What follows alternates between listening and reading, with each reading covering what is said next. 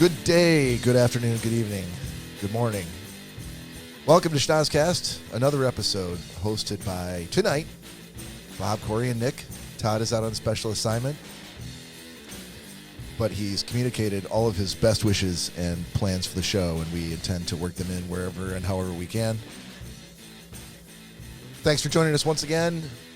Cory, how are you, sir? Oh, hello, Bob. Nick, how are you, sir? Doing fantastic. How are you, buddy? Oh, I'm fine, by the way, too. Sorry. Didn't really answer your question, did I?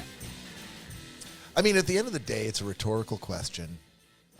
Question? Okay. Just checking. I don't know if people really want me to should we keep up the artifice of, I ask a question, you answer, and I acknowledge? I mean, that's the way it's gone for thousands of years, Bob. Thousands? Yeah, sure. Why not? So cavemen back in the day? That's a historical fact. Okay. Well, who am I to thumb my nose in the direction of thousands of years of history? Exactly my thought. All right. If you are new to the show, thank you for joining us. If you want to go back and watch or listen to older episodes, you can find us anywhere out on the streaming services, anywhere you can get a podcast. You can also watch us out on Facebook, Instagram, YouTube, Twitch, and TikTok. Did I get them all? Yeah, that sounds good. All right. iHeartRadio. Nope, not a thing anymore. If you want to email us, you can send us an email to schnozzcast@gmail.com, or you can call or text us anytime, day or night, including right now when we're live at 618-SHOCKER. Yes, sir. The Shocker line is open and ready for your questions and queries. We're not in the mood for your gripes or bitches. No, we're not. Questions or queries are fine. Mm-hmm. But, man, if we get any gripes or bitches. If you have one gripe or bitch sent to that line, then Nick is going to go off. it's chitins. I'm glad I always felt like I was old enough, and here's where the comments are going to come, old enough that doing an old Bugs Bunny act, Brooklyn, it's coitins for you, was something that would go over your heads. Yeah? I'm glad to hear that it doesn't. No, not Bugs Bunny. It's Bugs Bunny's timeless. Well, which I learned from last episode when we had a little bit of nostalgia going for childhood cartoons, Saturday morning cartoons. Yeah, if you were like quoting the Honeymooners or something, I might have some trouble following. But so you've never, I know you're familiar with who they are. Yeah. But have you ever watched an episode of the Honeymooners? No. Just for kicks, for laughs? No. A long time ago. You did? Was it because your parents? No, my parents never watched. My dad might have when he was a kid, but to be honest with you, I don't even know why I watched it. I think it was just morbid curiosity. My dad said it was my grandfather's favorite show. Why haven't you watched it? Just one episode, just to see what it's like. I mean, it was back in the good old days when you can really tune up a woman if she's out of line. Bang zoom, dude, it's pretty bad. Yeah, but it's a comedy, right? Yeah, with a studio audience. So. I mean, yeah, back then it was a comedy. Now if someone that's 20 now watched it, they'd probably be appalled by the show. I mean, oh yeah, I still find humor in it. Yeah. Dude, not that hitting women is funny. Gen Z has problems with Friends and Seinfeld now because they said seriously. Oh yeah, yeah. Oh, about what? I don't know. I can only imagine like gay jokes or something. I don't know. I mean, if you figure every decade, something that happened a decade previously is now going to be off limits, right? I mean, I feel like that's the way that things been going ever since maybe forever, but certainly since the 70s. I was trying to think about it. I'm like, God, maybe Seinfeld, but Friends? Like what? I feel like they were kind of walking on their tiptoes to begin with, so I can't imagine what they, but who knows? They were very popular. They were very current, topical with some of the language that was spoken in that day, the parlance of our times. Mm-hmm. Lebowski callback? Nothing from you? No. So I realized something that I started Instagram Live under my personal.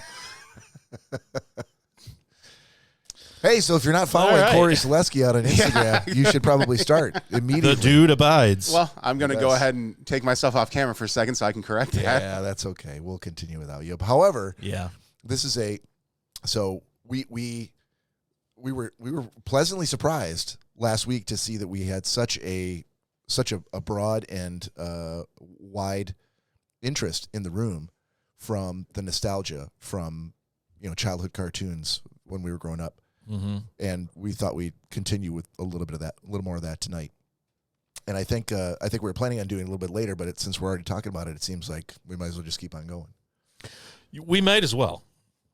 I mean, I know this is something we really haven't talked about before the show, but I mean that sounds great to me. Well, we did. Yeah, we did. You may have been out of the room, but Cory's got a specific thing that he brought that was nostalgic for him when he was growing up. And then, see how this is all hinging on Cory, sadly?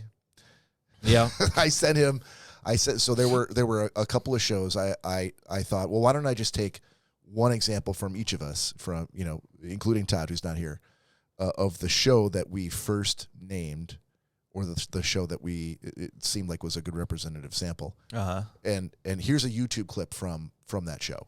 So, because we're all, there's Todd, the oldest motherfucker on this podcast. The patriarch. Yeah. The senior member, the ARP member, if you will, of the podcast. And there's me. Yeah. And then there's you. Also an ARP member. And then there's, we're glossed right past that. And then there's Cory, the baby of the podcast. So there's enough years in between Cory and Todd that he's our little boy. He's grown up so fast. Where's the time go? There's enough difference in years between Cory and Todd that Cory watched a totally different set of Saturday morning cartoons. Yeah, Cory could be Todd's son easily. Wow, is that true? So he just turned 55. Todd is 63, right? No, 55. I think I just said. Oh, okay. So you're 37. 37 now, yeah. Yeah. Yeah. Goddamn. It would have been a very young back of the car, like freshman year in high school romance to produce Cory. Not to mention some crazy genetics, but it's possible. What is that supposed to mean? That's what I'd like to know. I knew that was coming. What is that supposed to mean? Well, because they're both. Have you not seen Cory's penis? Height challenged. I was talking about height. I don't know what you're talking about. It'll all make sense if you see it. We don't need to prove it in that way. Although he shows me under the black curtain is sheer enough. He shows me every week under that table with that curtain. I'm glad I always look eye, Cory. Always look eye. I got another. Nothing I love more than getting together with my buddies, getting on a podcast with a see-through tablecloth and taking my pants off. That's right. Yeah. Every week. Yeah. It's what I look forward to. Thank God, dear viewer, that you're only watching the cameras and not. Did you ever see the Impractical Jokers where they were doing the boardwalk, like paintings, like free painting, come sit down, and they're trying to get a tip basically. Okay. And of course, it was a painting that was already done that they're trying to pass off, and so they still have to do things that the other guys are telling them in their ear. And in one episode, Q's sitting there and he's wearing shorts, and it's this like larger Hispanic guy that sits down, and they're sitting closer than we are right now. Right. And like if Cory and I were half this distance face to face. And so they're like, Q, without saying anything, pull your shorts down to your ankles as you're supposed to be paying this guy. Don't say anything and just sit in your underwear. And so he's like, was this the final challenge where he couldn't not do it? No, he could have said no, but he's like, oh, geez. It's like a bright sunny day, and there's all these people on the boardwalk, and he's right. like, you seem like a free guy. It's kind of warm out here. I kind of like to just let everything hang out and, just get some air. Right. And he pulls his shorts down to his ankles, and he's like, oh yeah, that's much better. He's like, yeah. What do you got? What kind of underwear you got on? Right. The guy's like, what? And he's like, yeah, what do we got? Boxers or something? And he's like, boxer briefs. He's like, get those shorts off. Get two dudes sitting here in underwear. Come on, get some air. And the guy was like, he looks at you, like he kind of looks around. He's like, and they're like, oh my God, you had a stranger take his shorts off. You're both sitting in your underwear, staring at each other. And he's like, all right, now I'm gonna paint this picture. But I'm like, I feel like that is something like Cory eventually will get to that point that he'll adopt that and be like, Just shorts and pants are outrated. I feel like, in a normal situation, I feel like we're going to be in, he's going to end up just in his underwear at some given point, and it's going to be a really low point in our friendship. This is a perfect segue into something I wanted to bring up to you guys. Oh, Jesus. Oh, you're going to love this. So last night, Danielle and I and Taylor and her boyfriend Mike, we went to the Elks Club. Here we go. Had a couple drinks. Everyone was feeling good. Well, Next thing you know. Well, there's also another couple that we've met up there that they got, the wife, Rana, got initiated the same time I did. And her husband, Brent. Initiated? Yeah, what? Yeah, you have to be initiated into the Elks Club. Oh, okay. So. Is it like a late 80s fraternity type of a deal? Basically, yeah. Do you have to do moose hands and dance around in your underwear? I mean, I take it seriously, so I'm not going to even give into that comment. But it's not even a funny joke. It's not.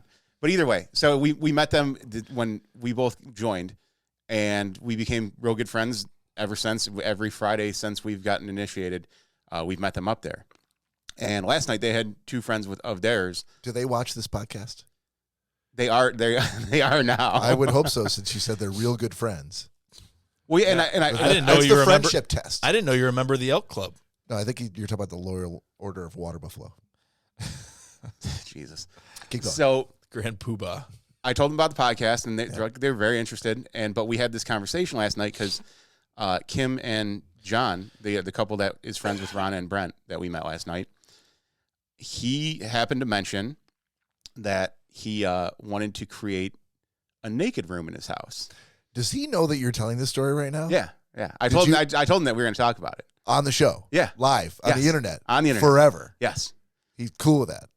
John and I, let me tell you, John and I are very good friends now. The things we've done. Yeah, but being good friends with somebody that you've recently met and you've gone through hazing exercise with is different from. No. John was just a guest of Ron and Brent's last night. They're not members. Bob. So they haven't even gone through the hazing you went through. No, it wasn't hazing by any means. Elks Club sounds way better than we met at a swingers event. So he's got to be kind of walking on eggshells here. That's fair. I mean, you got to use code somehow. I just want to make sure before you launch into this story. We already discussed it. Okay. Time and time again last night. Is your phone on? Is your ringer on? In case he's trying to frantically call you right now, going, dude, he doesn't have my number. Meet on the internet. They can really? Okay, well. Thought he's a really good friend. He's a really good friend. Ron is watching right now. He's a really good watch friend. Watch the comments as you slowly go into the story that he's going to want to hear. Yeah. So anyway, he said that he wanted to create a naked room in his house. Go on. And immediately I was like, this guy's a goddamn genius. Oh boy. Define naked. What is his definition of a naked room? He wants a room in his house that's just for him, that he can go in and hang out and just be naked in and not have to be worried about being bothered. No windows. Hold on a minute. That's called my house. Yeah, he's married, right? Yeah. So why does he need to designate? I mean, so I'm going to assume his wife is not cool with him just walking around naked normally. Like, I mean, unless she objected, then every room's a naked room in your own house. Well, and that's what I said. I'm like, well, normally the bathroom for me, but I'll walk around the living room, and Danielle gets upset because the windows are open sometimes. And I'm like, hey, if you're working in the house, that's your own fault. Having her macrame meeting that day. And so Kim and Ron are watching right now. And Kim said, I'm here. And here we go with your great idea. John has already fallen asleep. So he'll have to watch it back later. Will he? I think or so. Not. Is he sleeping because he's so comfortable in the naked room naked? If he made the naked room without me, I'm going to be awfully pissed. Hold on. I'd be pretty pissed if he made why it are with you involved in this naked room? Because I said, you know what, John? I started throwing some ideas out there. I was like, oh, dude, nice like massaging lazy boy while you're sitting there naked. No way. And he's like, yeah. How would you clean that? Just wipe it down. It's your lazy boy. No one else is sitting in your naked room. So things get a little sweaty sometimes, Cory. I get that. But the ideas started rolling. I said, you know what? We could put a little bar in there. Have a humidor, some cigars. Yeah. Put a nice big. I told him. Why are you saying we? because I started including myself in the idea. I said, John, that's what he mentioned. He's like, well, no one, he's like, no one would want to partake in the naked room with me. I said, well, that's where you're wrong, sir. Yeah, I thought the original idea though was for it to be just him. Why would he want you there? Because he said it. He's like, well, no one else likes the idea. He's like, anyone else I've ever brought it up to. Do you think that his wife is regretting yeah. the naked room now that you've latched on to it? No. I'm very sure now that I've latched onto it even more and given better ideas, Kim is very, very against the idea of the naked room. You guys could call it the place to be. Nick, I feel like we have completely abandoned the childhood nostalgia to go right about nothing but naked room. I didn't abandon anything. We could do a whole hour on this. I mean, he's going somewhere, so let him keep going. I mean, I can't think of anything I'd rather do than get naked with a guy that I don't even have his phone number. But I have so many questions. I just met him last night. I can't let him just go to the end and save my questions for the end. I will forget all these questions. I need to absorb it and interrupt when I must. And that's right. Kim did say that no naked room yet because their daughter still has to move out. So, how old is their daughter? Next month 4? She's moving out. Okay. So yeah. So I she's not that young. So I'm like, dude, this is an amazing idea. I want to be in on this. Why is it pretty amazing? responsible to be moving out at 4? Why is it amazing? Yes. Tell the internet why it's amazing to you. Mm-hmm. Because you just get to have a man cave and walk around naked. Think about it this way. Man cave doesn't necessarily mean naked. That's why it's the naked room. Got it. It's in the title, and I like labeling so that you know what you're in for. Right. Should you open the door? We're actually getting a neon sign too. That's going to go over. That says why? Naked room. What is the difference between a naked in your mind? What's better about a naked room, or different in a better way than a man cave? Because he could have just done a man cave. Yeah, but you're naked. You're. No, I get that part, but why is it better to be naked? Because why not? Clothes suck, man. Dude, think about it. Sitting in a nice, relaxing lazy boy that's massaging you, smoking a cigar, sipping on some whiskey. Had you not jumped into the fray, I would have bet money that creating a naked room would really mean that you'd be the only one in there for all time. A man cave is a place where your buddies can come over, you can watch a game, you can have some beers, play some foosball, whatever. But if you're calling it a naked room, you're pretty much guaranteeing you're going to be the only one in that room. Wait, so you don't no. Except now that you have latched onto his idea. And we have big plans too, because I didn't realize that apparently Terry Bradshaw on his show, which I cannot remember the title of, I think All About the Bradshaws or something. But either way, apparently Terry Bradshaw had come up with this idea, and that's where John got the idea from. Terry Bradshaw's still alive. Yeah. So you can reach out to him for ideas and. Hello, that's why I said this thing's going to be fucking huge, because Terry Bradshaw is going to be our spokesperson to sell memberships to our fucking naked room. Hold on, memberships to your naked room. Yes, just like at the Elks Club, you have to have you get a membership key that you have to put in the door to get in. I wonder what the key to the naked room will look like. It's going to be a big dong that you push right into the door. Into the vagina-shaped. Corey, this is just a fleshlight, flush mounted into the wall. Yeah. Take the dildo key and put it in. Smash it in there. So, is this one of those He-Man woman haters type of clubs where only men are allowed? Oh yeah, yep. We already discussed that last night too. I said just like the Little Rascals, as a matter of fact. Okay. Oh, and there's a water slide because they have a pool.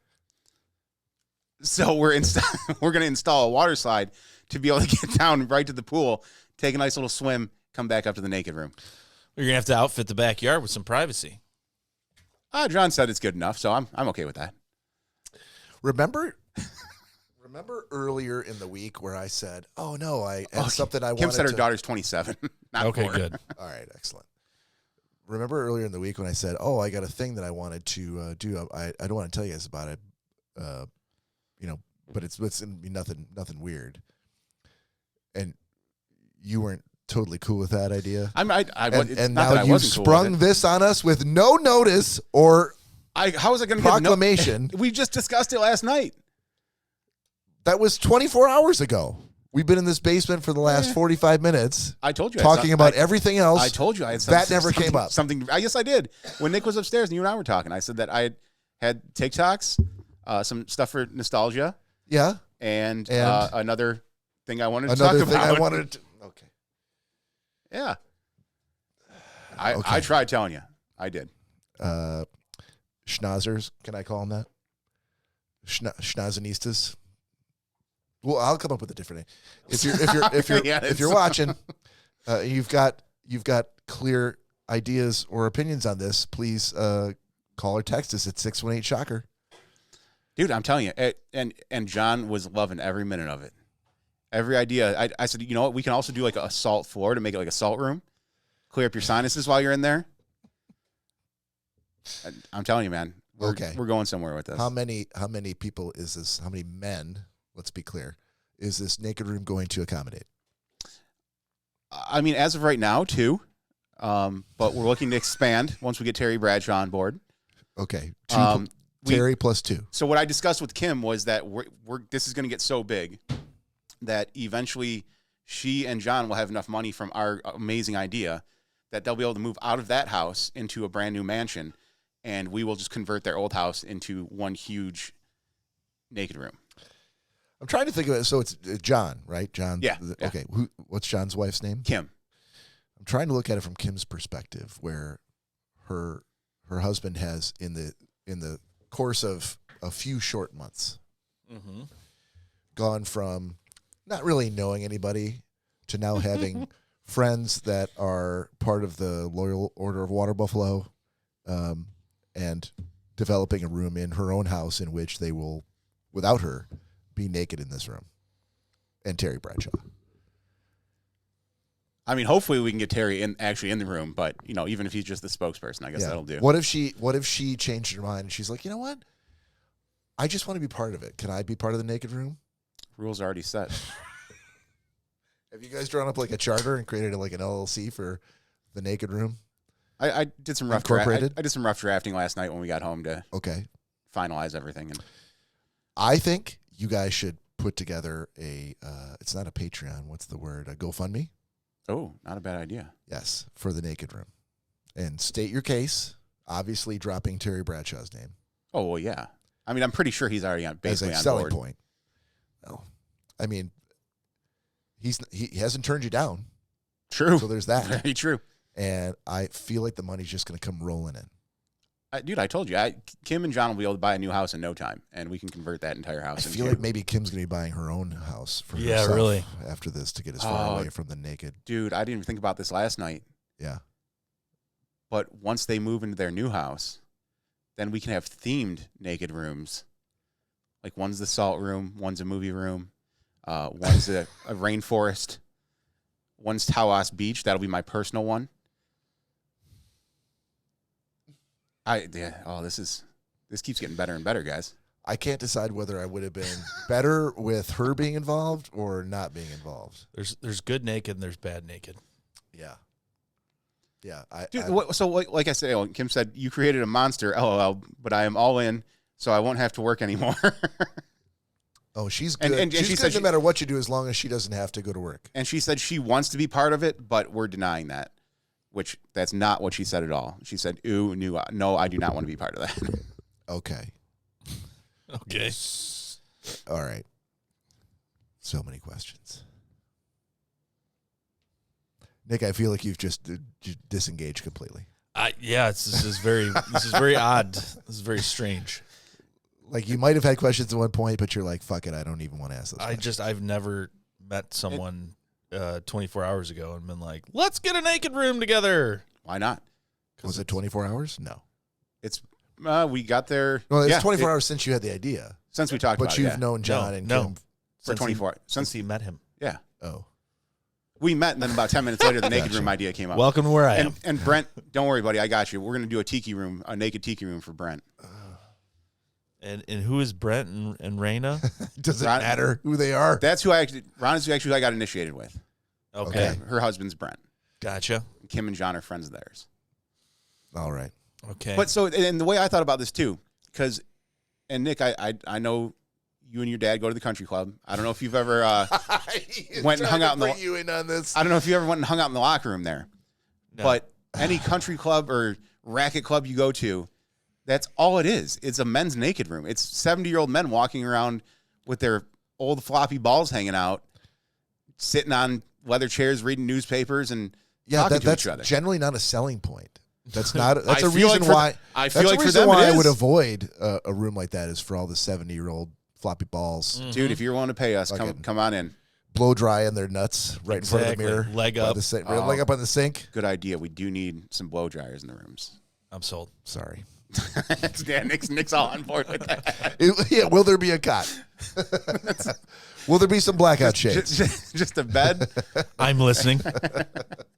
Some black, And like that, he's back, ladies and gentlemen. blackout paint and all the blow dryers you want, sir.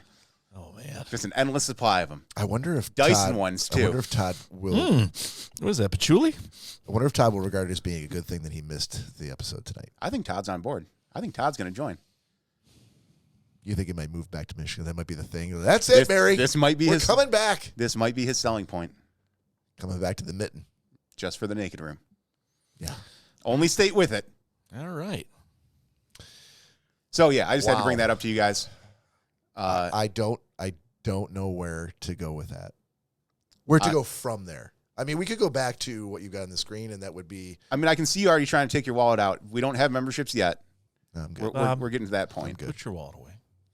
But when we finally open, I'll let you guys know. Well, thank you, sir. We appreciate that.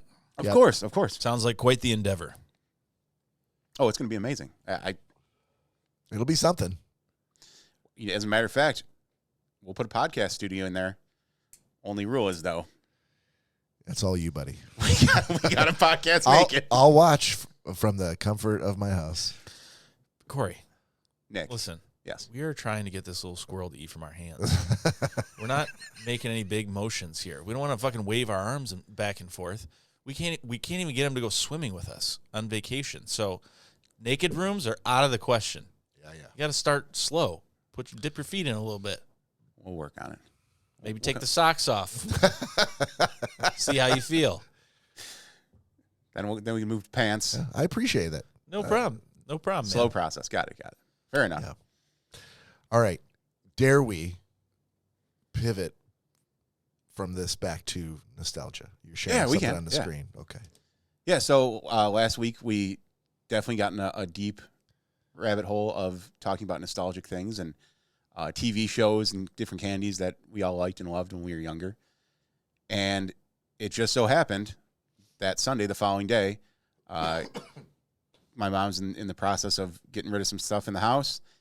There was a bunch of boxes that she had saved for me when I was a kid and a bunch of toys and things of that nature. And we had discussed, Nick and I, watching Power Rangers and that being one of our favorite TV shows. And I was like, oh, man, I used to have all the action figures. Well, wouldn't you believe it? In one of the boxes that Callie and Dylan brought over from my mom's house was all my old Power Rangers action figures. And this is what I could grab out of the box. I have so much to go through. I'm not familiar with the Power Rangers to that degree. How many Power Rangers are there? You're looking at him. So that's it. There's You know, six. I am missing the He's Pink Ranger. Pink one he's missing. Yeah. So there's 7. You got 6 of them. The White Ranger and the Red Ranger were my favorite. So the base Rangers were always red, black, blue, yellow, and pink. The green and the white Power Ranger didn't come in until I think the Green Ranger was first, and then it turned into the White Power Ranger. God bless his soul. Yeah, Tommy. I can't think of his last name. Or no, Tommy was his character in the show. I can't think of his actual name. Yeah, he died several years ago. And did he play the white one too? I feel like he might have. I feel like the green one also played the white one. Yeah, which I can't remember why they switched him from the green to the white. But, and for some reason too, when they turned him into the White Power Ranger, he got all this extra sweet shit that he had the sweet vest on and all that. For some reason, I don't know why. Did they ever take the mask off? In the show, oh yeah, in the show they do, yeah. Oh, okay. Yeah, but it was like it's an Asian show, made in like Japan or somewhere, and so like all the talking was dubbing and stuff like that. No. Until they shot like the indoor scenes with the American characters, and the American characters they take off their mask and they were American. But the original show, like the action scenes, like all the woman that's like, yeah, Rangers, blah blah blah. She's always like, And it's like, I'll get you. Like, Yeah, and like you could tell it's made for American TV, but it was like a Japanese show. And like even when they had like Megazord and like the big enemies on, like you could tell that it was just like little action figures they were using of the Power Rangers, and it was someone dressed up in that suit. It wasn't the best produced show, but I think that kind of gave something to it. Yeah, there was a lot of like Mothra, Godzilla scenes. Yeah. But so the other thing that was in there too was the actual Megazord that had all the different vehicles from the Power Rangers that you put together and you make their one big giant one. Yeah. So yeah, hopefully coming up, I'll have an update for you guys on some other nostalgic stuff that I come across. Power Rangers was kind of a mixture between like the Asian influence of like Ninja Turtles, because there's like martial arts and stuff, and the influence of like connecting robots of like Transformers of the Transformers, and then kind of like a team coming together, kind of like each team member does something different, like Captain Planet. So there's a little of that influence into it. And I mean, yeah, there's a lot of different. It's kind of a hodgepodge of different superheroes type shows, and then it had a very Godzilla feel to it. Yeah. Oh, definitely. Second thing for nostalgia that we talked about last week was different candies. Unfortunately, I didn't think about the Chico sticks until today. So the two places I did stop at didn't have them. But okay. I know, I can't remember which one of you guys. Oh, whatchamacallit? Was that you? I had one this week. No, I don't think it was me. Was that you that said one? But I remember. One of you guys said whatchamacallit. Might have been Todd. Damn it. Well, I'm going to have to send this out to Todd then. Maybe we were talking about the $100,000 bar. But the other thing I came across. The helicopter bar. You guys remember Cowtails? Yep. The Speedway did have Cowtails, and these are the caramel apple ones. So I got you guys each one. Wow. Thank you, buddy. Yeah, you're welcome. That's very, very, very kind of you. These are fantastic. But I will still try to find the Chico sticks. Oh, is that the box of nostalgic candy? Yeah. I forgot that was there. Yeah. I know. It needs to be open. It's a perfect time for What? it. Have we never opened it before? No, never opened it. What? No, I got it years ago, a couple years back when Tony was coming on the podcast. Yeah. And I was talking about nostalgia, and I bought it to open when he was on the show. Yeah. And I don't need to be the one who opened it. No. And then ladies and gentlemen, this box has been sitting next to him on the show for years. And for a long time. And I'm like, okay, I don't think he's coming back to the show anytime soon. And I told you about this like 8 months ago, and you're like, no, you can put that back. You're going to wait. You're going to have him over one night, and you're going to open that. And I'm like, no. So this is the perfect time for it. So why don't you go through it? No, I don't even know what's in it. So this is all 90s candy. I didn't eat 90s candy. Okay, all right. Start pulling really out. Let's see what you got. 90s candy. All right, Corey. We got Extreme Sour Warheads. All right, I remember those. Oh, is that a Smarties necklace? It's candy necklace. I mean, it looks like Smarties, but is there a difference between? I feel like there's probably a difference between Smarties and Smartie lookalikes. Yeah, because excuse me. Ooh. Smarties didn't have holes in them. They were just like the little discs that came in the. But I feel like the taste is probably a little bit different. This seems like a little more generic. We have a ring. We have a ring pop. Okay. Pop Rocks. Oh yeah. Blue Raz flavored. Fun Dip. Fun Dip's always a solid choice. They Fun Dip. I feel like it was every day. What are these? Fruities gummy cupcakes. I remember the gummy hamburgers, like the little hamburgers. Corey, what was the gum that you? It wasn't gum. It was High Chew. High Chew.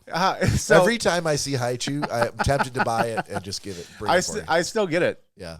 Now that I can eat it again. Yep. Mega Smarties Lolly. That's pretty sweet, actually. This is huge. We've got baby bubble pops. Okay. Yep, I remember that. Baby bubble pops. I assume you're supposed to suck at it like a bottle. I guess. Oh, my favorite, the push pop. Save it for later. Oh, dude. You know how those things get so sticky and disgusting? I know they do. But they are amazing. Yeah, push pops were great.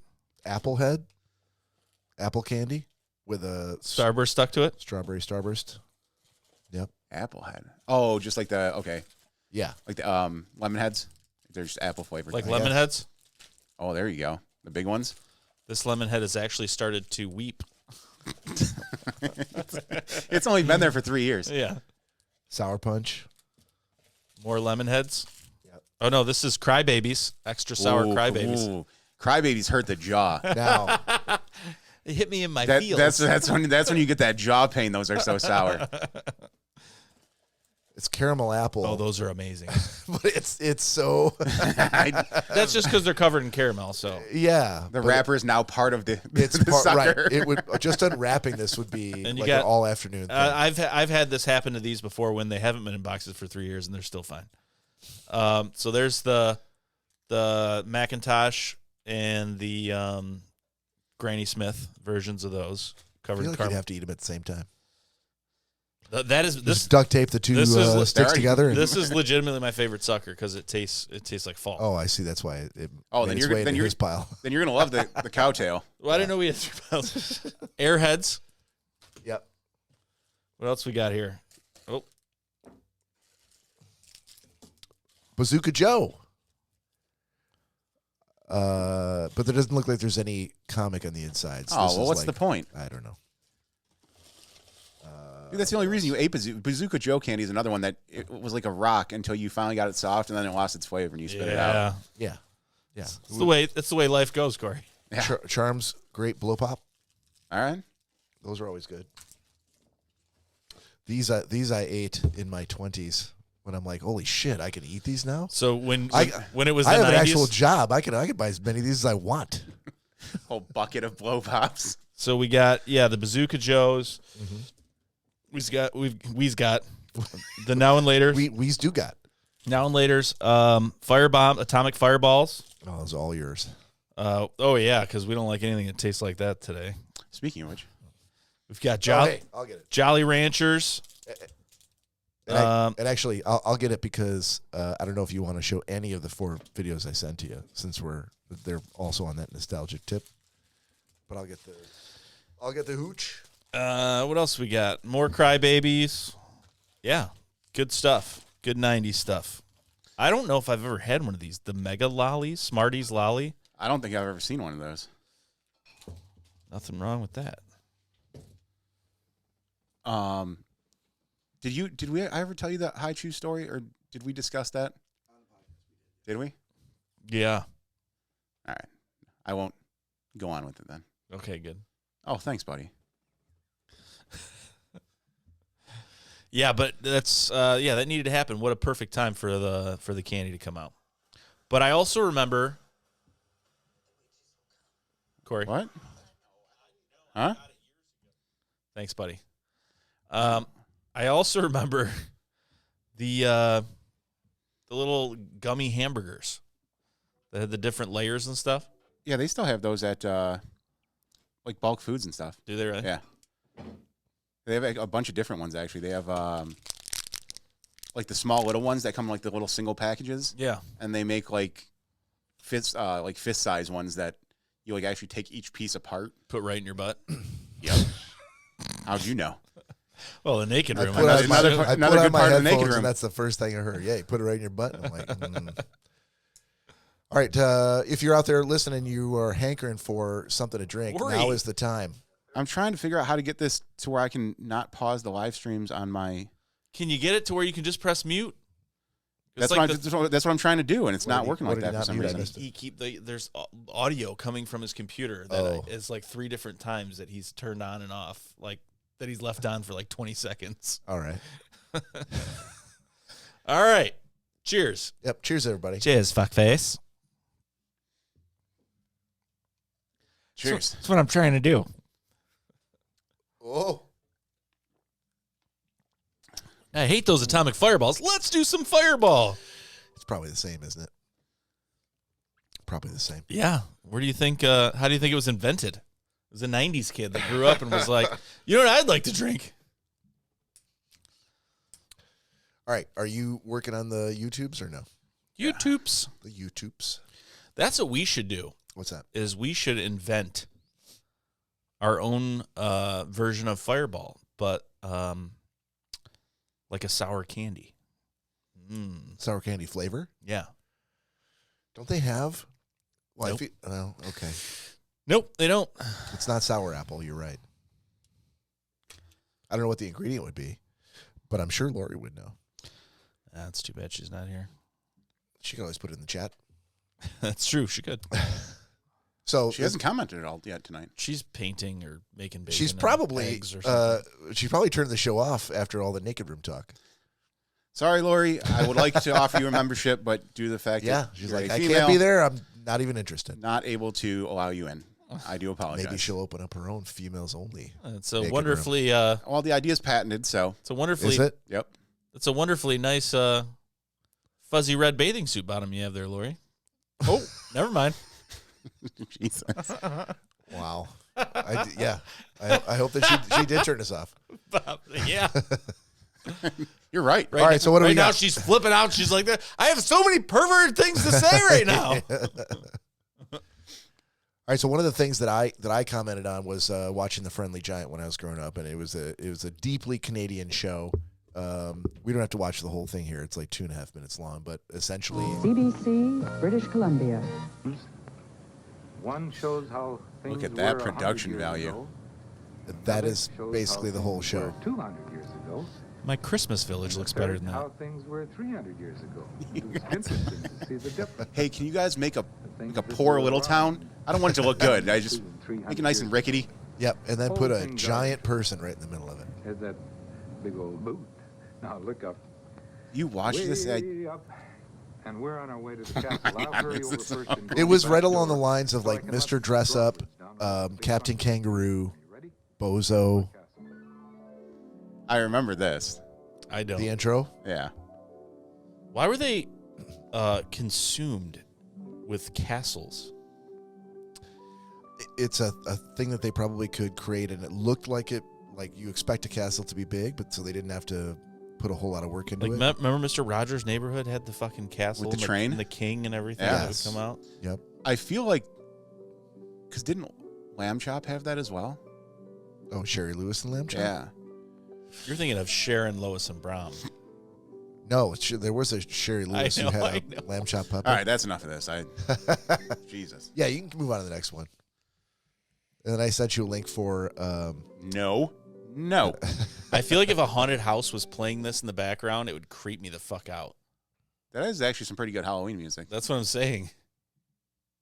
Welcome Ooh. to our haunted house. Are you inspired for next Halloween? I might be. Corey just plays intros to the Friendly Giant. Yeah. And other Canadian cartoons. Guys, look at my lawn. My God, there's hundreds of little buildings on your lawn now. I am I'm huge. the unfriendly giant.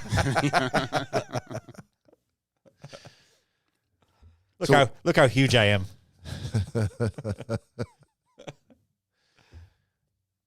So I'm just trying to skip through the. We Commercials. somehow sent him into a miniature tailspin after getting him that little desk thing, and then the Friendly Giant videos. He didn't even comment on that. He sent a whole picture and video, and No, but that there was a connection between. oh no, he doesn't. Well, he didn't doesn't even know. He doesn't he know didn't yet. even wait It's all subconscious. long enough for the Friendly Giant to get to the inside of the castle where it was just his fingers moving the furniture around. Sorry, I can't. Yeah, he'd had enough. So this is Oh, what's from, next? A little fireball bottle? Thanks, Friendly Giant. Zoobly Zoo. Yep, this was a Nick Bader special. Yep. Something from his childhood. Yep. I will confess to have never watched this show. I remember it like it was something that I probably watched. I don't specifically remember watching it, but I very much remember the intro and the characters and all that stuff. But it creeps me out still. It still freaks me out. It's a weird ass show. It is. They Dude. give him like a whole studio from the looks of it. Well, but I mean, think about Ben Vereen was in the show. I wonder when he committed suicide. think about all the different shows back then. They're big on singing and dressing up.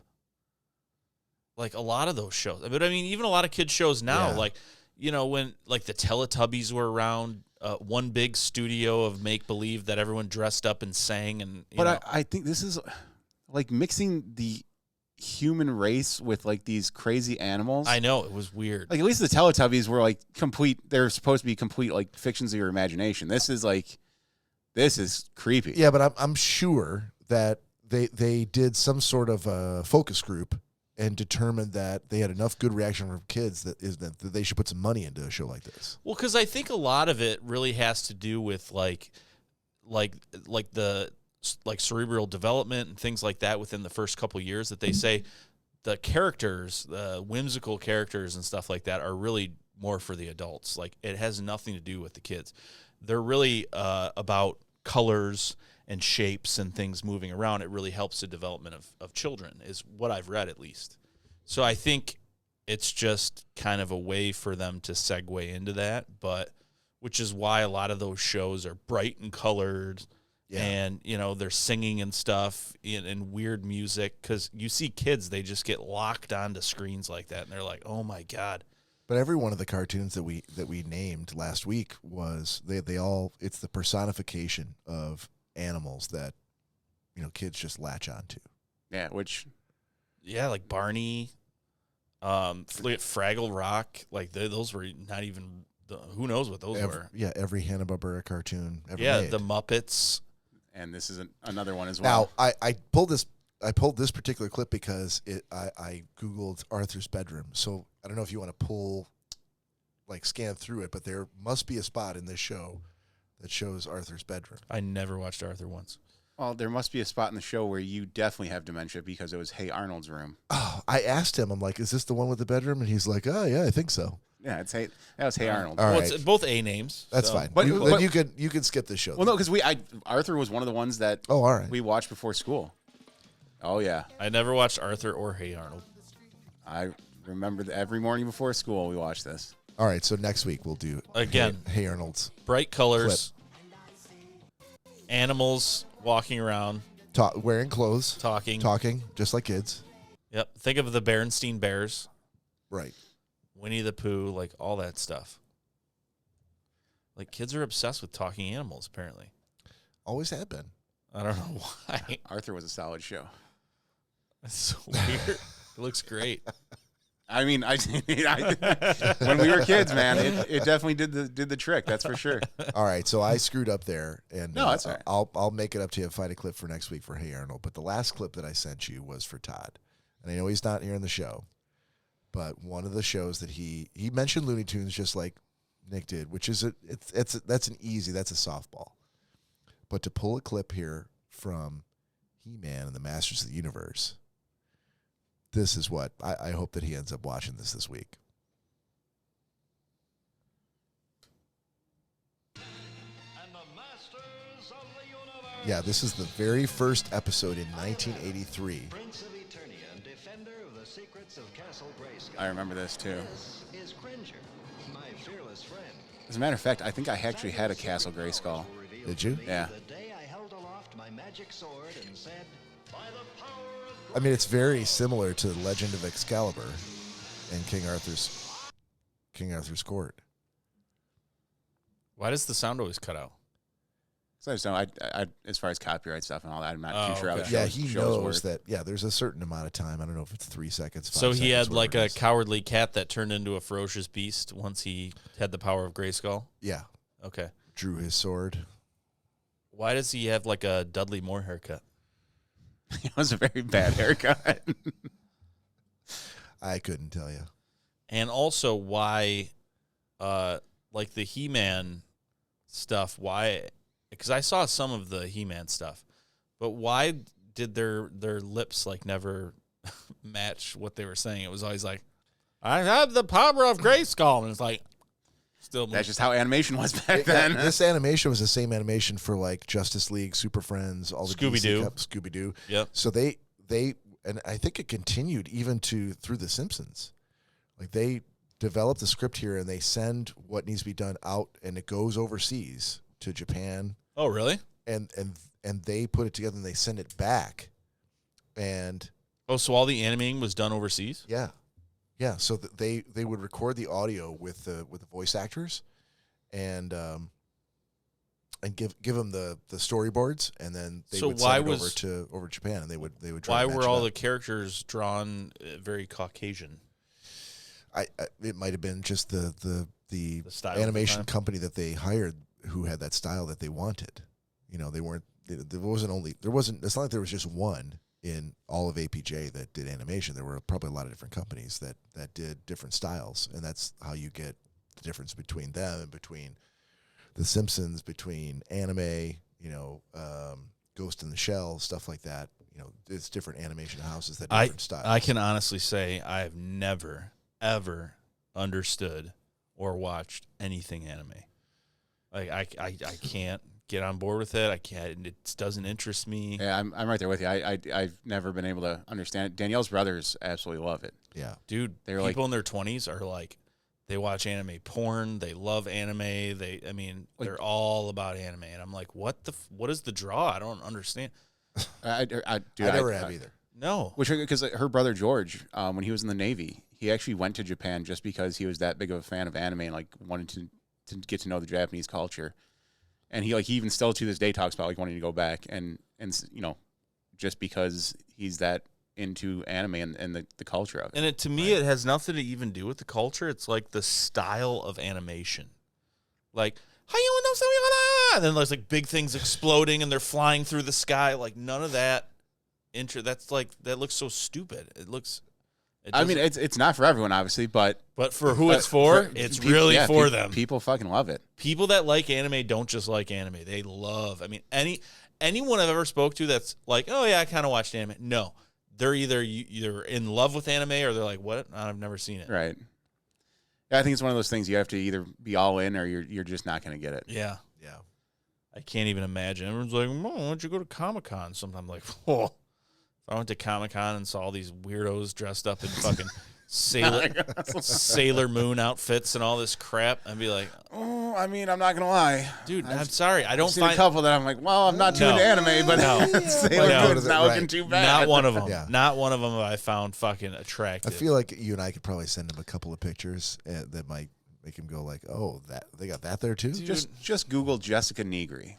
She's a huge anime fan, dude, and I'm a huge fan of hers. Guess what? I'm sure if it's like a super hot fucking chick, I don't care what she's dressed up at. If she's fucking scantily clad, then it's gonna be great. But dressed up like a fucking cartoon, like, all right. I mean, again, if you're into it, you're into it. Yeah. To each their own. All right. So I wanted to. So I had a thing that I wanted to bring up tonight, which is. Very simply, I found the movie. Oh, thanks, man. The Grape Charms Blow Pop. The 4-year-old Grape Charms Blow Pop. These things don't ever go Yeah, bad. it's not like milk. Yeah, it's like full of sugar. It's all binding it together and keeping it from disintegrating. Until next Saturday. Yeah. Guys, I can't make the show. I'm puking everywhere. I've been puking for 7 straight days. I didn't know this was made with chicken byproduct. Anyways, very, very, very simply, I found the worst movie in the world for Cory. One that awesome. It's never it has never met his equal. I would never assign it to him to watch, but it ticks every single one of the boxes that Cory has told all of us about that would disqualify it from being an interesting movie that he would have any interest in watching. Okay. It is a French film. So it's got subtitles. All right, I'm already out. It's got some science fiction-y shit. It's got a fucked up plot with. Are there dinosaurs? Lost would have been fucking better if there were dinosaurs. No, you were like, dude. The second I saw the fucking dinosaur in the woods, I was done. I'm like, there was never a dinosaur. Oh, okay. These fucking trees fucking knocking over and everything. Oh, it's not a dinosaur. I'm like. No, it's not a dinosaur. Stupid fucking show. It's got body horror in it, so it's a cringy fucking movie. It's a tough watch, and there's no big names in it whatsoever. And I having watched it now, great. I'm like, well, of course I would never assign it to Cory, but I think I found the absolute worst movie in the world for Cory. And what's the name of this movie? It is called Titan, which is. Heard of that before. French for titanium. I think it's Tit-An. It looks like Tit-An to me. You could find it if you're morbidly curious. And I'm not saying it was a bad movie. I'm just saying for Cory, it would be hands down the worst movie that he's ever seen and would never be topped by another bad movie. I kind of like the direction you're going in. Yeah. So instead of assigning people awesome movies, let's assign shit that everyone hates. no, I'm not. I'm not bringing this up to assign it to him as much as I'm. If you're curious, you can find it out on Hulu, and you can watch it for free. If you have Hulu, obviously. But what I'd like to do now is to, I'd like to read to you guys the plot of the movie. Oh, thank God! I was hoping you were going to want to do that. No, you'd rather not.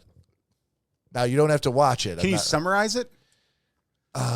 It's hard to summarize. Corey, there's like 27 paragraphs. Okay, yeah, no, we're not reading all the I way would through say that. that's not 27 paragraphs. It's 3, 6, 8, Yeah, no, that's way too 10 long. paragraphs. No. Corey, All right, I will this big? I will keep it to myself. I will keep it to myself, and we'll cut it there. And this is what I told you on the phone. I'm like, hey, if you're like, no, well, you could just do this, and I'll be done. So I'm taking this to be your sign. Yeah, I will send this to you so that you can read it I will do on but your own to sit here because for you 15 you should read it. He'll do It's that. that fucked up, but I won't make everybody sit through it. Yeah, so for suffice 15 to minutes of suffice to say, through that plot line. this is the most one of the most fucked up art house movies I've ever seen. Mm-hmm. If you're into that kind of thing, you should definitely check it out on Hulu.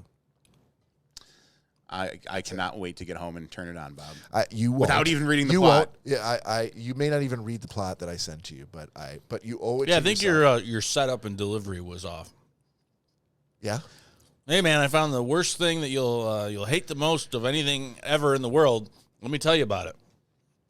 Well, You're it was- blown away that he's like, I don't want to hear about it. No, I'm not. No, I figured he'd be fine with like, okay, as long as I don't have to watch it. Well, I'm okay with it. Yeah, but I for viewers' sake, I Yeah. don't want to sit here for 15 minutes and Well, I had a whole like we're Listen- going to turn the lights down kind of a Listen- story kind of a thing well. in mind, but we'll save that for another time. However, if the viewers and listeners are disappointed, feel free to let us know. please reach out and let And us if we know if get, you'd like Bob to like go a on for cru- 15 a minutes. crush of opinions that want me to do this show of reading the plot of this movie. Let us know and I'll do it. I'd like to hear it. See, and what you should have done is at least told me, like, hey, bring an extra light. Then we could have killed these, turned the lights down, and it would have been a I spotlight on already you. set it up. Yep. Yeah, I was going to go turn that one off. He Thanks could a lot, control Corey. the lights from his phone. Thanks a lot. No, it but- needs to be a smooth transition, not just you getting up and going and turning stuff One off. of us would have to get up. Yeah, I could take myself off camera and take care of it.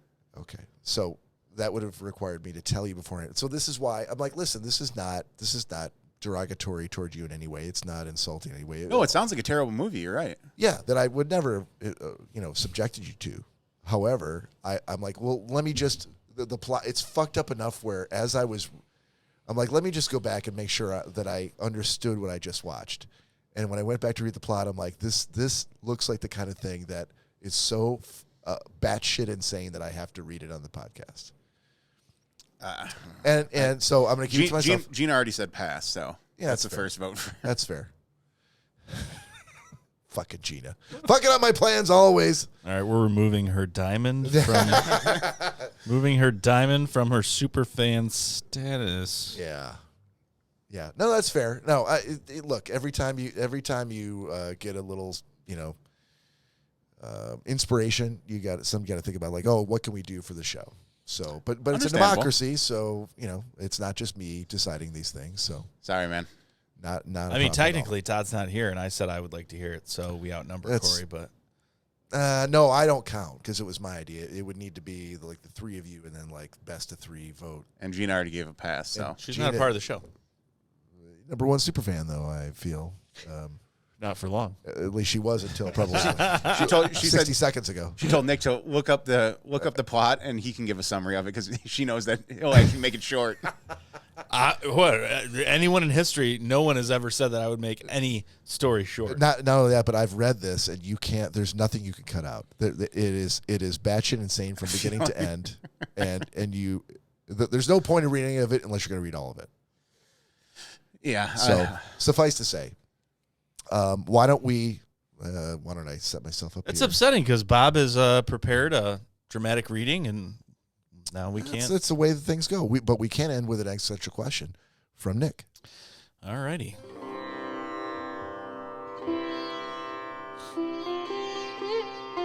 Existential Question of the Week. All right, so for this installment of Nick's Existential Question, the question this week, or this episode rather, what are you paranoid about? What is the thing that you are paranoid about? Doesn't have to be something that nobody knows, but something that you're paranoid about. So it's a twofold question because we're down a person on the show.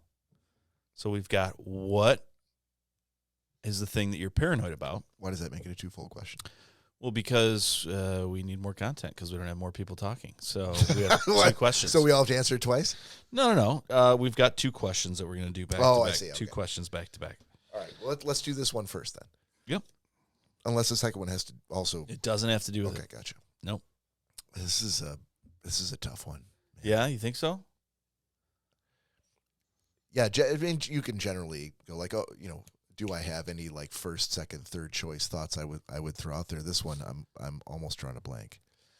So to give you an idea, my mind goes to a conversation that was held on a popular TV show that I won't say which show it was.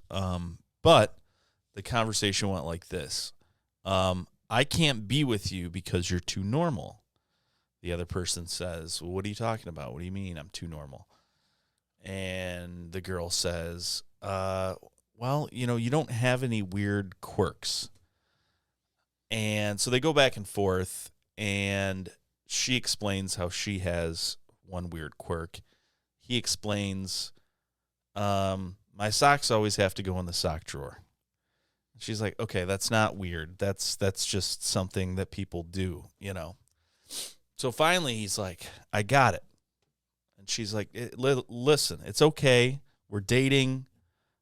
You don't have to come up with something on my behalf. He's like, nope, I have something. And she's like, seriously? And he's like, yeah, I got something.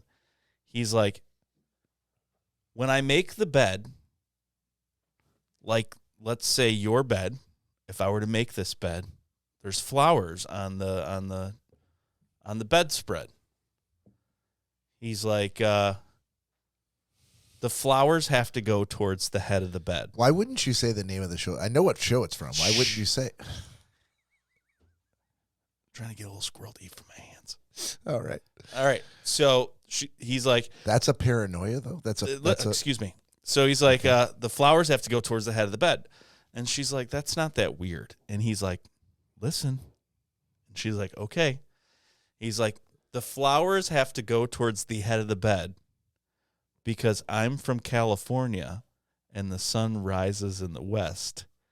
And if they weren't facing that direction, then we'd be on the wrong side of the country. And she's like, oh my God, you're a freak.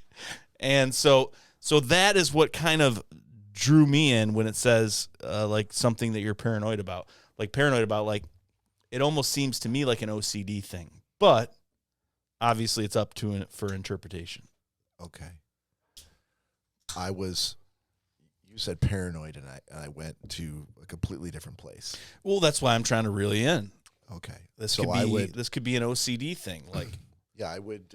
When you sit down at a restaurant, do you take your silverware and move it to a certain position? Do you put a napkin in your pocket immediately, or on your lap? Do you move your knife to the one side if it's not on that side? I'm not saying that the way you stated is incorrect, but the way that my brain is flipping it around so that I can make sense of it is like, this sounds like it's like I personally would call this like, oh, your little idiosyncrasies or your peccadillos. Yeah. That you don't care if you share them with anybody, but this is just something that I have to do. Yeah. So what is something that? Yeah. Yeah. So, this, did you like I catch all said, that, Cory? this doesn't have to be something secretive. Sure. Well, because remember, he's got the until you say it out loud. Yeah. No, it doesn't have to be something secretive, right. But like, what is something that you have to do? Like something that you're like, you don't have to, it doesn't necessarily, I'll be open enough to say that it doesn't have to be paranoia. Not like, oh my God, if I don't do this, then, the government's going to come and get me. You know? That's where I went. Like something that you're afraid of. I mean, I could easily for inexplainable or maybe personal reasons. I could go twofold. I could easily say one, paranoid. I don't like going out on boats in theory in the ocean because I am paranoid that the boat's gonna break down or sink and there's sharks and that's literally my worst fear is to be in the water, open water. But then I get down there and I'm like, well, what sharks? And I'm out there, so it doesn't make any sense. But in theory, to talk about it, that is something I'm definitely paranoid about. Yeah. But I feel like it can be taken both ways, like with an OCD kind of tinge to it, So right. As far as OCD is concerned, I would say just something very quick that comes to mind. I'm paranoid about the direction of blinds. What? Like specifically in my home. I'm right there with you. In my home. Not other people's homes. I could care less. But I'm in my home. So, for instance, the blinds that are over the stairs are higher than the driveway outside because the window is up. So if you were to walk by that window, the top of your head would meet the sill on the outside. So it's a higher window. So the blinds should be directed downward because that means people from the bottom can't see up in. Because the blinds are directed in a certain... It's only those giants that come down your driveway. It's only someone giants. It's only someone that'd be 13 feet tall that could look down into your house. Yeah. And there Sons of bitches. Just like with toilet paper, there are certain people that are fucking weirdos that are like, no, that's not what it is. They need to go the other way because they're looking up at the ceiling. They won't see you. I'm like, that doesn't make any fucking sense. So, yeah, I'm really weird about blinds. Gina did say that you're going to make her change all the blinds in the house now. Seriously. All right. Is there any reason why we can't do this shot? Let's go. Okay. I didn't pour it. I wasn't aware that had anything to do with it. And thanks, Gina. I assume you meant Cory, not Quirky, as in my mother. Ah. Cheers. Oh, yeah, that's a good one, Gina. Gina says, worst fear, drowning in her car. Not just drowning, but drowning specifically in her car. Like not being able to get out, yeah. I never understood that. I mean, if you're drowning, you can't get out of the water. I mean, what's the difference whether you're in a car or not in a car? You're still going to drown. Because it's kind of a hodgepodge mixture of like claustrophobia and because the thought is it's not like from if this car wasn't here and I wasn't stuck in it, I'd be able to get to that surface. Yeah, well, exactly. Because you're not being trapped by something. Yeah, like if you were to be ejected from your vehicle into a body of water, you'd swim to the top. And or you even at the worst, you might even float to the top if you are able to remain calm enough. But you go into your car and you can't remain calm and start freaking out, then you're kind of screwed. And if you look and you're like let's say this room was a lake, and it was only let's say this room was a lake. Let's say this room was a lake, and we're sitting in a car right here. We we are what 7.5, 8 feet from the surface. So what kind of mind fuck would that be to know that there's air? You're looking at air. You're looking at sunlight coming right there. Oh, you're saying that for it to be so close and yet so far a couple away. feet away from us, but we can't seem to bust this window out. Yeah. Well, I know what I'm getting Gina for Christmas. I don't know for window sure, punch. But I have the feeling that this line of questioning may trigger as many people as last week's. Nostalgic. Yeah. Well, they got to be in the room first, so. That's true. But the news might spread like wildfire. Hopefully. All right, so we need to move on to you guys. Yeah, we do. We do. You got anything, Cory? I'm trying to. So I'm right there with Nick on the blinds. Especially before Danielle and I lived together, and I was on my own at my mom's house. Mm-hmm. Every night, I would, if one of the blinds were turned down, you'd shoot them. I would get up and have to turn them upwards. So did you shoot them? That was only once with an airsoft gun. Oh, okay. I fixed that issue though. So the blinds and like a closet being open when I'm getting ready to go to sleep. Yeah, we've covered that before. No, that doesn't make any sense to me. The closet? Yeah, that doesn't. Like, I don't even have doors on the closet in my room. I to be honest with you, even it being my Like if it was like a cavernous, dark walk-in closet, yeah, I would see the need for a door to be closed. No, just any closet door. No, like no. Like I said, I wish I could explain to you. I'm right there with you with bedroom doors. People freak out on me.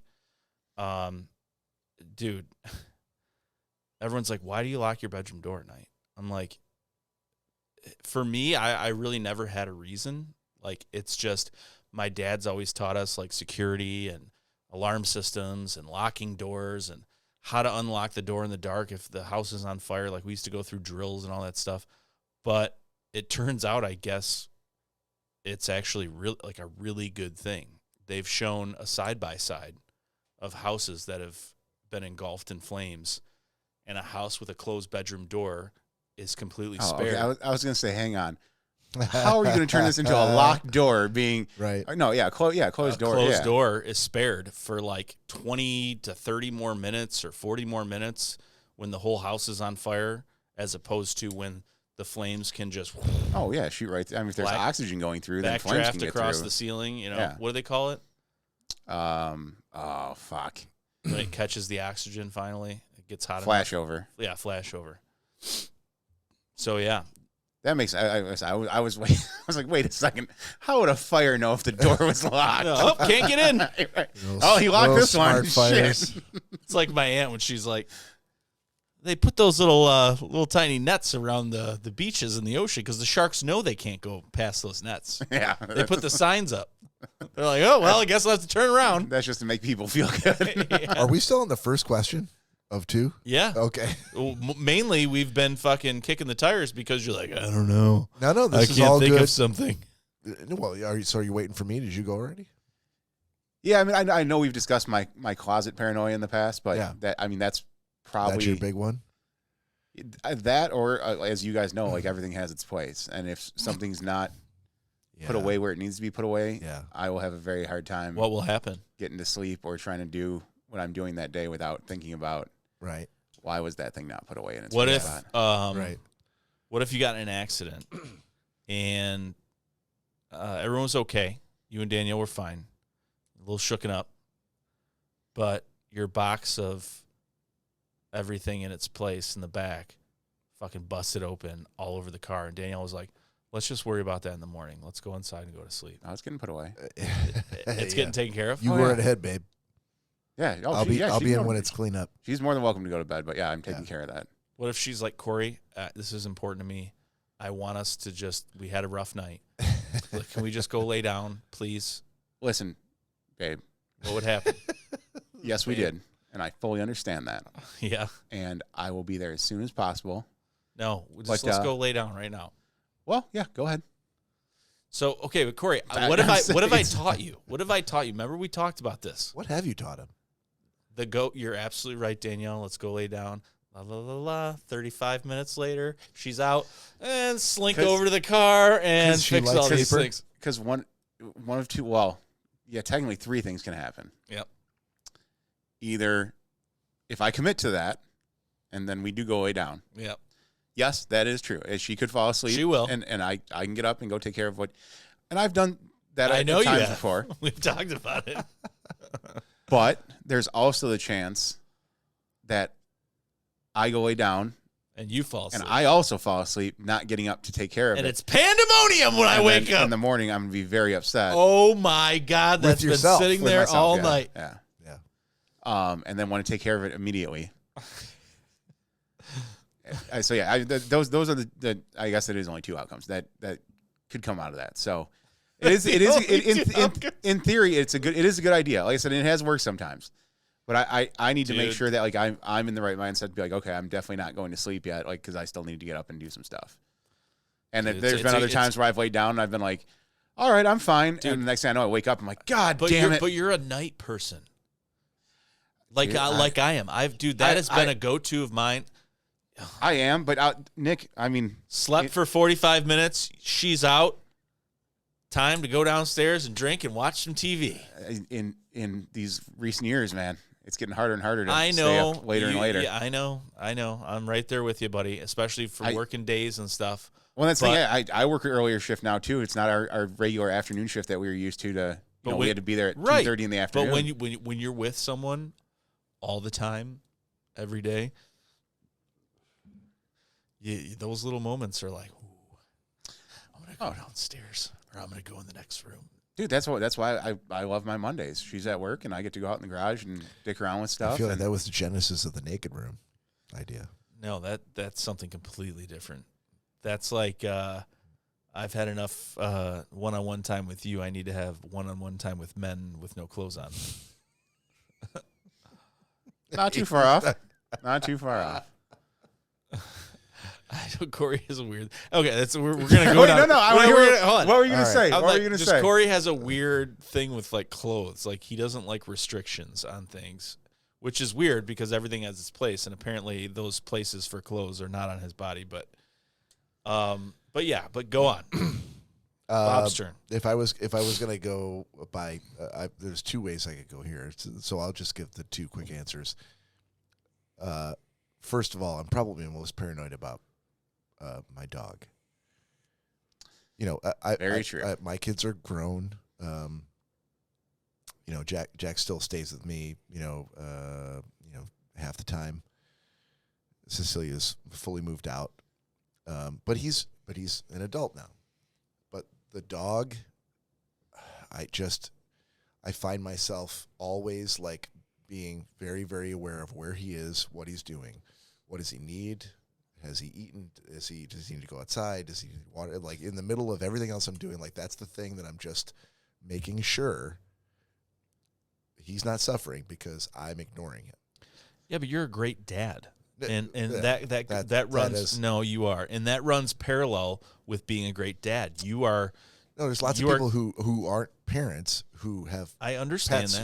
I who get that. Treat them just as well. But I can see from how much of a great father you are, how that can kind of spill over to the same mind. You're not going to be a completely different person to your animals. Fuck this dog. Right. I mean, do anything for my kids, but fuck this dog. But then I was listening to Cory's answer, and I thought to myself, because I'd already been thinking about it, but then he kind of brought it into sharp focus, and I'm like, forks? Is there anything? I think we need to invent a new thing. Not the shark forks. Dude, I would probably not be so paranoid on my boat situation had I had a shark fork. Is there anything in my life that I treat with such? Because I think, my blinds, the state of the lights in my house, the state of the. Is there anything that I'm so fastidious about? And I think the only answer Does is it just really have to do with cleanliness? Not just cleanliness, but order. Okay. Because I think that's where Cory's answer came from, was not cleanliness, but order. Everything. No, I was really more referring to fastidious. I don't think being fastidious has to do with cleanliness as much as routine like order, and order outside of chaos. And I've been now sort of disappointed in myself to discover that I think the only thing that I treat with the same level of fastidiousness is the books and the movies and the albums that are on my shelf. Oh yeah, that's your Those thing. are squared away. And that is your thing. And I don't know why, but like if I were to walk through the room in which the bookshelf or the vinyl compartments and something was gone, I'd be like, what the fuck? Where's number 142? Right. Like I would know that. And I can't explain why that's the only thing. And yet if my blinds were like all fucked up, like some up, some down, some open, some closed, I probably wouldn't even register with Wouldn't me. cross your mind. There was another episode of a show that I won't say. That shall not be named. No, it was Frasier, and he because you bitched at me for not saying the name of it. No, I just didn't know why you felt like you needed to keep it a secret. No, he has his own radio show, and he walked. He has a very nice couple $1 million apartment in Seattle. So he goes into his bedroom, this amazing fucking widespread bedroom, and he has this huge armoire. And he's like, "Oh, I want to show you something. I want to show you guys something." He brings everyone into his room, and he opens this armoire, and it literally has like 3,000 cassette tapes in complete order. And he's like, can you all please tell me what's wrong with this picture? And they're like, what? And they're like, what are you talking about? He's like, is it not obvious? And they're all blue and they're all like exact and like in order.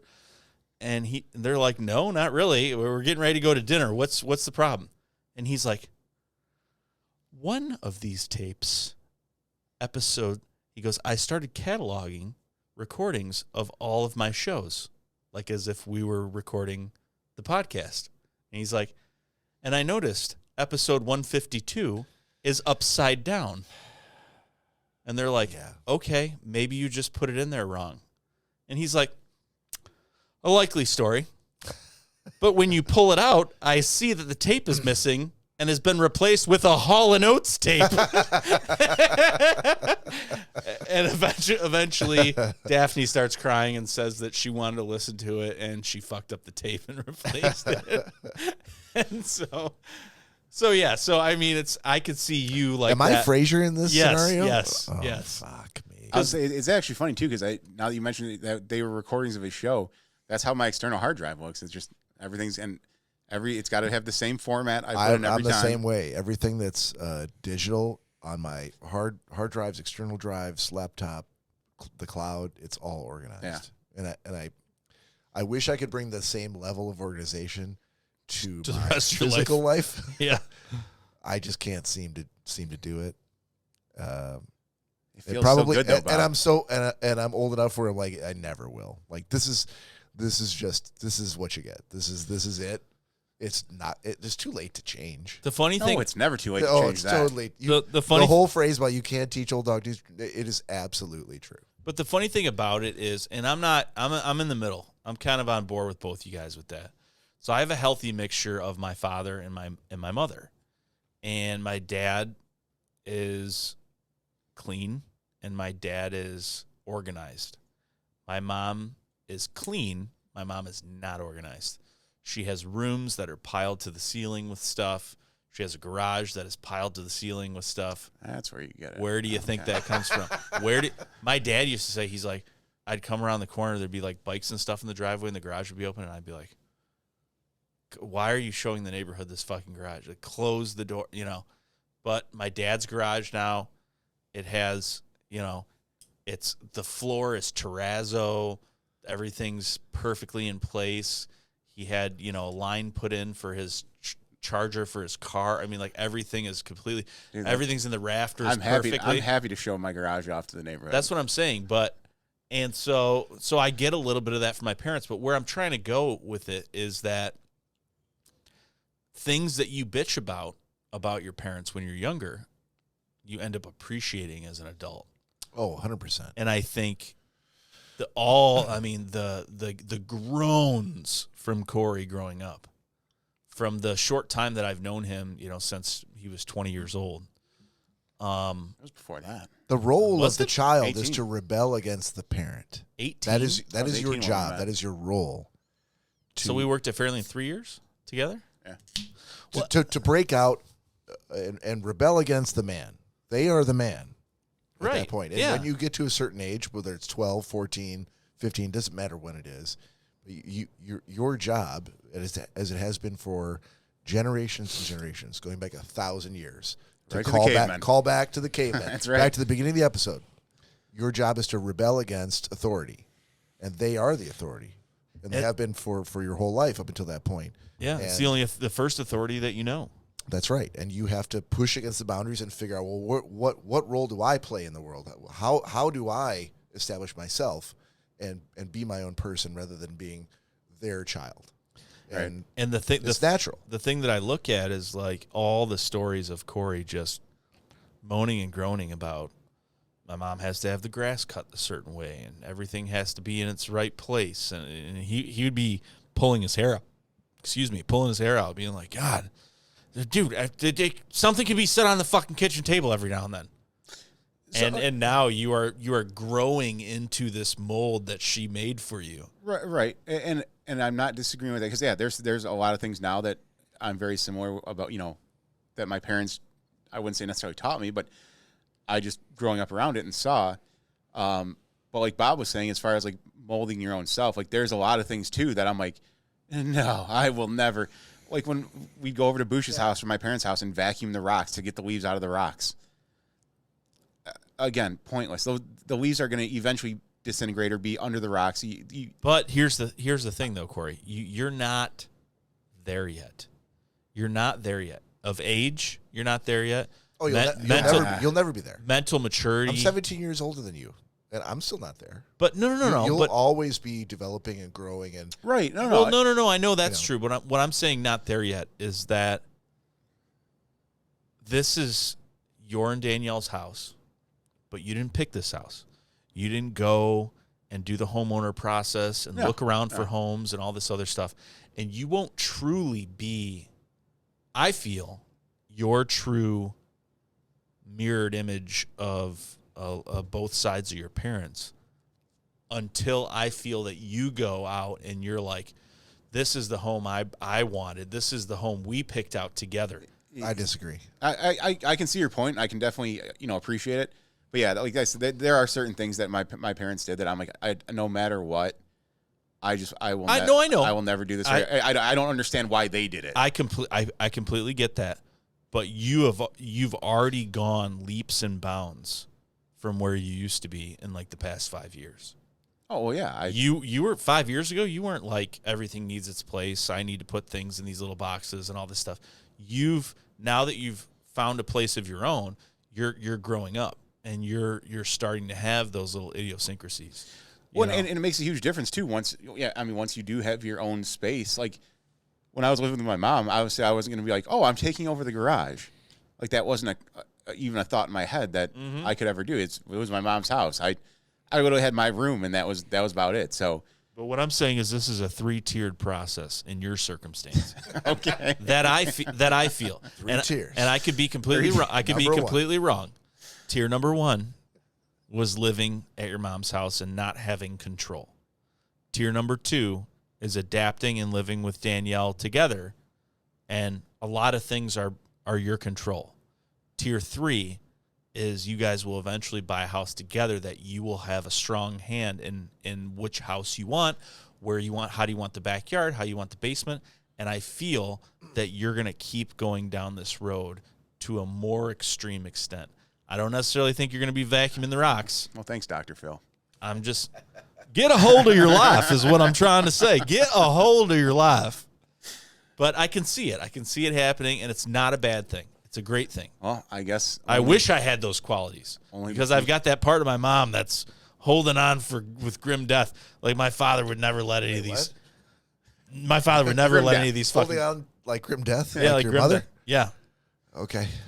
But my dad would be like, why are all these clothes here? Why have these clothes been here for weeks and weeks and weeks and years? Why are they sitting there? I feel Do like you use these clothes? Why aren't they being hung up? Yeah.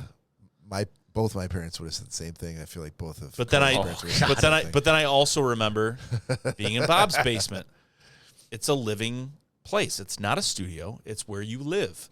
And there'd be laundry on the couches and stuff all the fucking time. And it's like, yeah, I live here. This is how I live. That's how you live. And, it is what it is. Different strokes, right?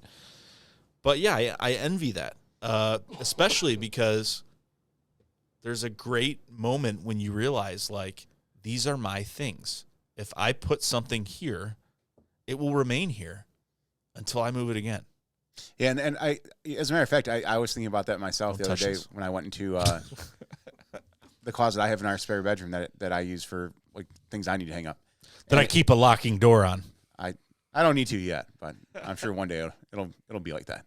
But no, again, because again, like living with my mom and sisters, yeah, like there'd be times I'd go downstairs and be looking for a specific shirt, and it's just nowhere to be found. Or even the bigger thing, sweatshirts, trying to find a hoodie, and you couldn't find it anywhere in the house. And I'm like, there's no way. I remember bringing it down here and putting it in the wash, and now it's just all of a sudden gone. That doesn't make any fucking sense. And then come to find out, Keegan had grabbed it and had it in her car for like 3 weeks. Corey, my anxiety is going outside of my head right now. Just listening to this fucking story. I'm like, how? Well, you see, you just someone else's. You knew it wasn't yours when you grabbed it out of the basement. You clearly knew that's not something that was purchased for me or I bought or is even mine. And you're just like, I'm taking it. And then I suffer because I'm like, I need to find this goddamn hoodie, and you're looking around everywhere and you can't find it. Now I went into that closet, I opened it up, I'm like, oh, look at that. All my, like you said, all my stuff is exactly where I left it. I know right where to grab it from, and I can put it right back when we get home. And I know I've probably mentioned this before. I mentioned it to you guys. I don't know if I've mentioned it on the show. I'm sure I have. But the one time, excuse me, first of all, this vacation was absolutely ridiculous having to, you live on your own for some time, even you just living with Danielle. Imagine having 11 days where your two sisters and your mom came and lived in your house with you. Yeah, exactly. I'm right there with you, buddy, because that's what I did on vacation. But that being said, I went home for 3 years to live at my mom's to get money to purchase this house. And during that time, I went through a lot of those moments. What the fuck? Where's my shirt? I bought this shirt last week. Oh, dude, it's so annoying. Where the fuck is it? A year later. Now, you ask, all the usual suspects, have you seen my shirt? Have you seen it? No, I don't know. I've never seen that. I haven't seen that shirt. A year later, I go on Facebook and see my brother mowing a field in Iowa wearing my shirt that I wore twice. My shirt. And from the dawn of times, as long as I've known my brother, my whole life, he has a way of fabricating stories and lies and all this stuff to where parents are like, I don't know who to believe, because he's very convincing because he believes his own lies. And I remember I spoke to him. He's like, I don't know what you're talking about. That's my shirt. And you start thinking logically. You're like, well, I guess it's a plaid shirt. Multiple people could buy the same plaid shirt. But no, it's been my brother my whole life. Finally, I found a picture. It was like the night before Thanksgiving that I went out and I had a picture taken in this shirt. Wore it twice, and it was gone. Thankfully, the picture was up close. It's a plaid shirt. And his picture that his wife took of him was also up close of him, with grass stains on him fucking doing the lawn in my brand new shirt. And I lined them up and looked at the exact pattern of where the pocket lied. I'm sorry, dude, but if you're cutting out fucking fabric, those fucking patterns aren't going to match up because fabric and plaid shirts is going in all different fucking directions. And it was at that point that his wife goes, oh, yeah, now I remember. Greg, your mom said that go in Nick's room and he needed a shirt one day. Just go in Nick's room and pick something out. She told Greg he could take that. And I'm like, so the story completely shifted. Suddenly everyone had a flood of memories, whereas when I asked about it before, like everyone's like, I don't know what you're talking about. No clue. But it's stuff like that I could just walk right off of a cliff. Just like I'm done. Oh, I'm absolutely done. Trust me, I love my sisters, but yeah, they were, and not so much Callie, but Keegan all the time, man. Hey, I'd go in the back of her car, and there'd be a pile of hoodies and T-shirts, and 90% of them weren't even hers. I would say, how do you just go in the basement and grab something that's, again, clearly not yours? In fact, yeah, I'm wearing this today. So yeah, I went to the closet the other day. I'm like, oh, this is amazing. Everything's right where I left it. No one bothered anything. It's not, I know exactly where everything's at. I think when I told that story, my brother just started laughing in my face, and he was like, well, I need a shirt. I'm like, you could have fucking asked for a shirt. Well, you didn't. I asked you about this 2 years ago. He's like, oh, that's funny. I'm like, is it though, Greg? But when you've gone through that for like 30 some years, you're at your wit's end. Especially me, I'm not my shit's my shit. I buy my stuff with my it's not like a fucking Goodwill where you just come, oh, maybe I'll put this on and walk away with it. I know that's not how Goodwills work, but just saying. I'm going to have to go to Goodwill tomorrow. So, yes. So, Thank you. Anyhow, I digress. What was the second question? Second question, sir.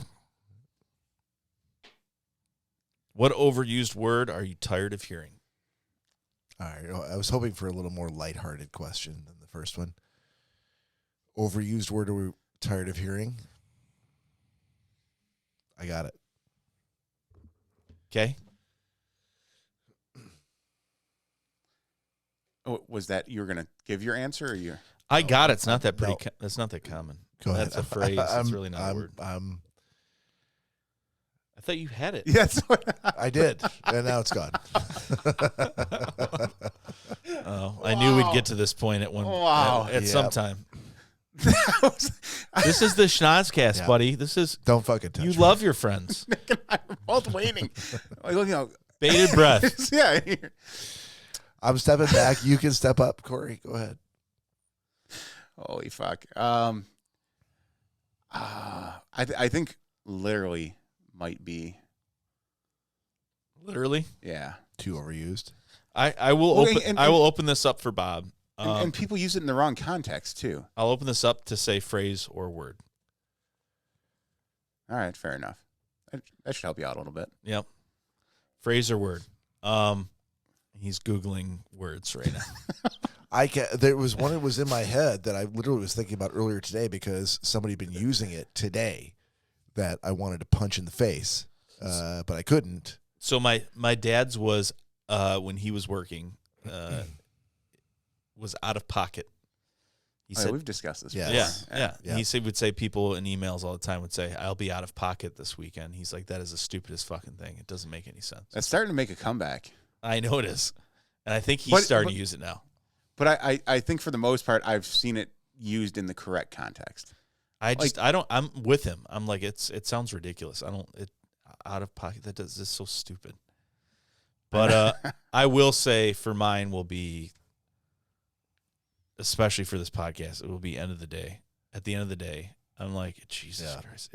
Todd's made that a big one. It's just all the time. It's fucking inserted itself into everything where I stop myself. The only reason I start to say it is because we say it so much on the show. And I'm like, I will stop myself from saying it. Bob said it right before the show. He goes, well, at the end of the day, and I'm like, oh my God.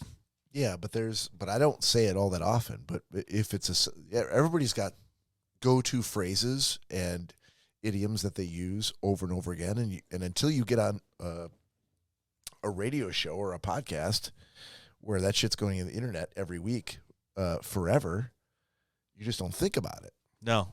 And all of a sudden, you have to do a little self-reflection and figure out, like, what are the things that I always say that irritate people that I've never thought about before? It's really difficult. But you have to understand that on almost every episode, there is like one or two end of the days. Yeah, and every episode, I say the word Every one. Some things are difficult to stop. I've never noticed you saying I know you do because you listen to yourself back, and I get that. Yeah, I'm 100% aware of it, and maybe Todd didn't know that until he joined our podcast, that for 50 years of his life, he used the word end of the day every single day of his life. Yeah, but every day. There's different in every conversation. That is a well thought out phrase. That's not an adjoining noise or word. But he may have been using it as such. I really hate to be dragging through the mud here because he's not here. That's not really fair. And we're not dragging him through the mud. So I will just say the word especially. That's not a word. I know it's not a word, but it's overused, and I've heard so many people use it so frequently. If you want to get to that point, then you should say supposedly. I could, but I will say no word has offended me more in recent memory than especially. Like espresso? Not even that. Because that's but it's being said in the same fashion. Yeah, but not as frequent in my circles. In what I've heard, gotcha. that word is it makes me want to fucking see all the windows and turn on the gas. That's how often it's being said, piped into my ears. Especially, I mean, you could have your CFO call you Nick Baylor. during a Zoom meeting. Hopefully that doesn't happen every day. Nope. If he called Just me a after you've different been there a last year name- and a half. Get some introductions around the room. How hard We was got it for you so-and-so. to keep your mouth shut? We got so and so, and I don't interact with this guy a lot. Right. How hard was it for you to keep your mouth shut? Do you know how hard it was There for was- Nick Bader to keep his mouth shut? That's what's Bob, really there funny. were 4 people in the room on this Zoom call that we had to go to individually with him. And he's like, let me go around the room. They're just like, oh, could you go around the room, Mike, and introduce us to everyone? And yeah. So and so, and this is Diane, and this is Nick Baylor. I'm like, nope. Yeah, hold on a second.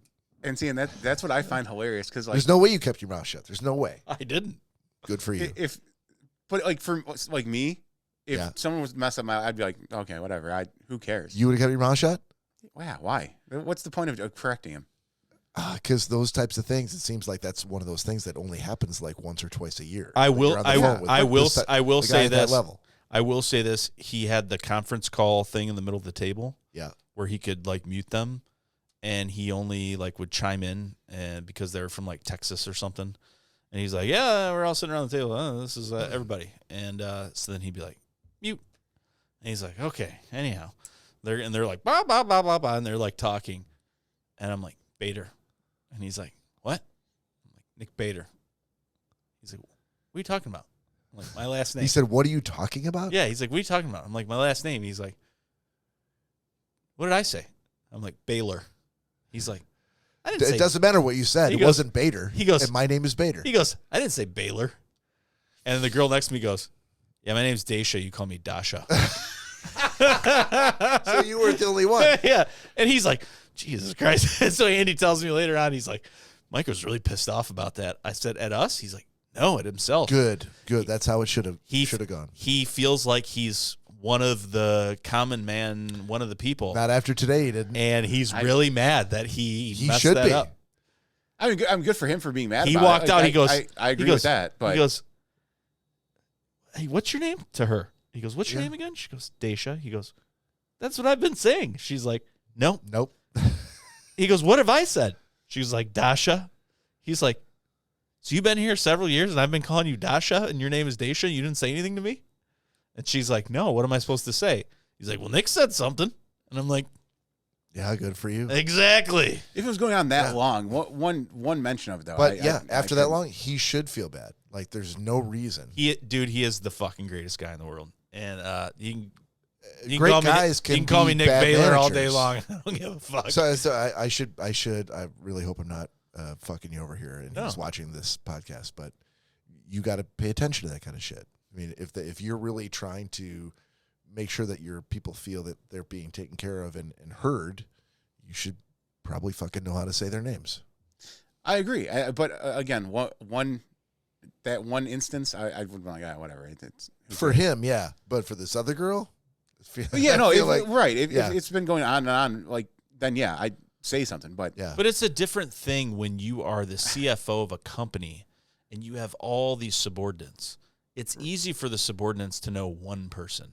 It's hard for the boss to know many people. I disagree. There's only one time, well, let's say 2 times during the year where that guy is on the phone saying the names out loud to everybody of people he wants to call out. And he has people that he could assign to, like, well, how do you pronounce that name? How do you pronounce that name? That's easy. He doesn't even have to do it himself. He just has to take his underlings and task them with getting the pronunciations of all these names. Make me look good. Yeah. Not make me look competent. Yeah. And Like, but it's the least thing he is could do. is that he didn't have to if he was not confident with the last name, he could have just said, "This is Nick, this is Daisha, this is so and so," you know. No, he couldn't have, because apparently he'd been Yeah, saying Dasha. Daisha's wrong, Yeah. name wrong for years. Yeah. So he should have taken the extra step to go directly to Daisha's manager, who talks to her far more frequently and should know how to pronounce her name, and said, "How do you pronounce her name? Yeah. Tell me, because I'm going to say it today."